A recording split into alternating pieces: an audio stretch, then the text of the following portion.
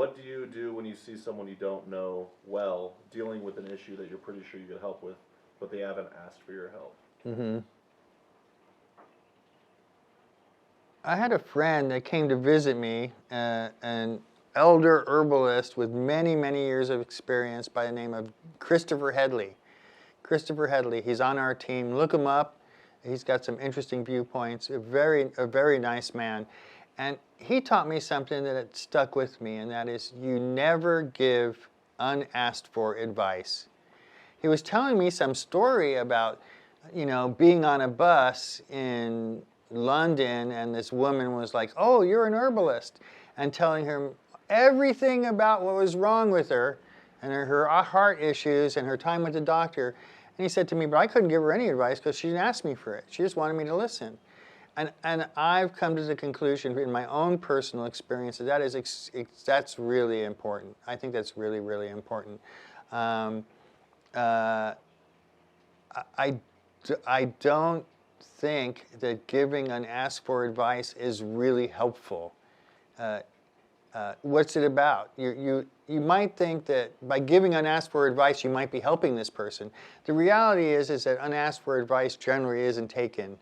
And generally, there's very little follow-up on that, follow-through. And so you're pretty much wasting your time. So why are you doing it? You're doing it for you, to make yourself feel better because you know you can help this person. When I'm in a clinic, especially if I'm trying to teach the person how to change their lifestyles in ways that lets them be healthy, to give them the tools that they need to be healthy. They're going to want to change some things that they do and give them the keys to their body, give them the instruction manual as to how to stay healthy. What do they need to eat? What herbs do they need to take? How much do they need to sleep? These kinds of things. People aren't going to change their lives unless they want to. And if they can't fill out an intake form, if they can't come in and see you on their own volition, you're going to have a really low compliance. And you see that in the clinic.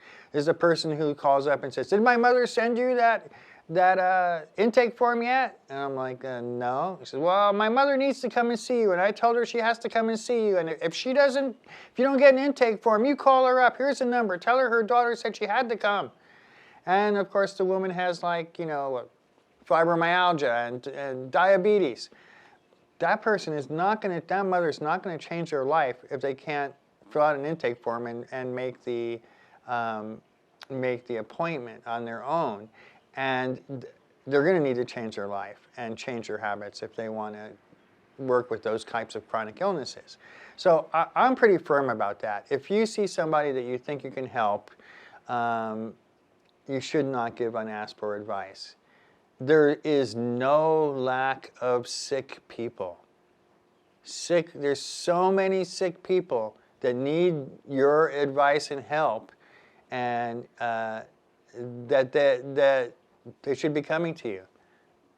If that's not the case, then you need to work on your relationship with the community.